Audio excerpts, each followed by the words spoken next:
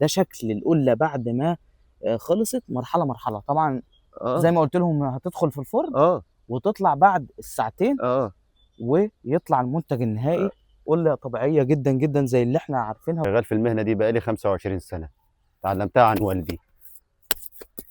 صراحه بيك يا عم سعيد، يا مرحب بك يا زحمه. منور الدنيا كلها. منور بك يا زحمه. انت من الناس الجميله اللي هنا في قريه النزله. الله يخليك يا زحمه.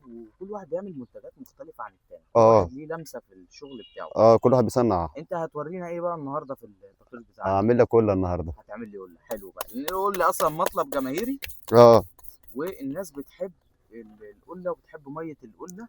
اه بدات المهنه دي امتى يا عم سعيد؟ بداتها بقول لك وانا عندي 12 سنه، اه شغال فيها بقالي 25 سنه. والدي علمهاني.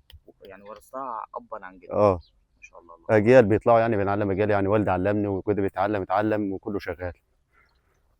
بس الجيل بقى اللي طالع من دول مش حاببها. ليه بقى؟ عشان صعب وخلاص والمنتج بتاعها مش شغال زي الاول.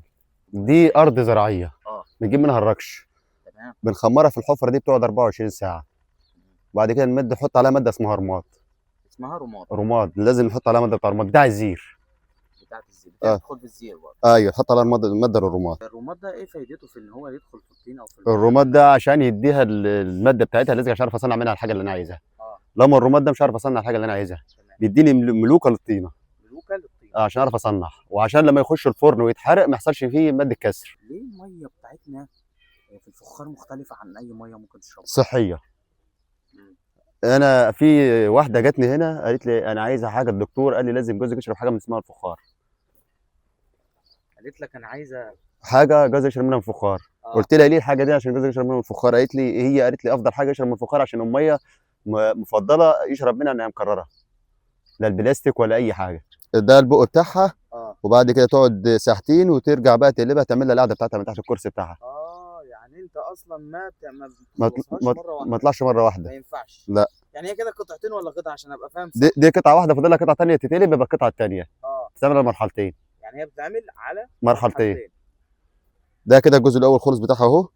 تقعد بقى ساعتين في الشمس وبعد تقلبها تعمل لها الكعب بتاعها من تحت. ايه العيوب اللي ممكن تحصل في الصنعه دي وانت شغال؟ العيوب ده لو الطينه بتاعتي جه ناقص فيها رماد، مع قوه الشمس الشغل يفرقع بره في الشمس. مع قوه الشمس؟ ايوه يبان فيه شقات. نعم تعرف ما الطينه بتاعته مظبوطه وظبط الطينه بتاعتك ما يجرالوش حاجه، ويخش الفرن برده يطلع سليم. ما يحصلش فيه فرقعات ولا يحصل فيه تكسير. انت كده خلصنا اهي الجزء ده. خلصنا الجزء الاول اهو. هتقعد ساعه في الشمس ونرجعها تاني على الحجر. انت كده بتعمل ايه بقى يا عم ده سعيد؟ عشان ابدا اشيلها واقلبها كده. اه البسها كده اهو. بصوا يا جماعه الجمال اهو ابدا اشطب كده، ببدا اشطب اهو. اشطب القله. والله ما في حد بيتعب قدي عشان احاول اجيب لكم كل المراحل اللي اصلا ما ينفعش ناخدها كده مره واحده. يعني القصه كلها بتبقى والله العظيم ما ينفعش كده بالمنظر. ببدا اشطب فيها اهو. تمام. ابدا اقفل الكرسي بتاعها من تحت عشان تشطب، عشان تشيل مرحله الميه. تمام كده انا بشطب فيها اهي. انا واخد بالي من حاجه، الميه مهمه قوي.